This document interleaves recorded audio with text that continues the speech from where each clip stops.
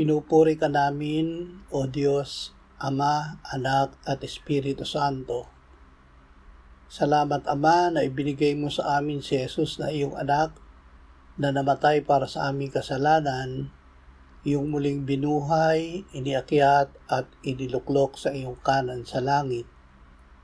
Salamat na ibinigay mo sa amin ang iyong banal na Espiritu at sa pamamagitan niya ay ibinuhos mo ang iyong pag-ibig sa aming puso.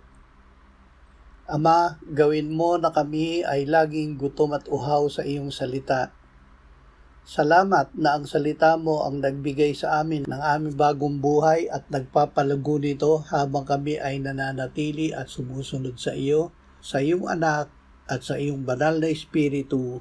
Amen.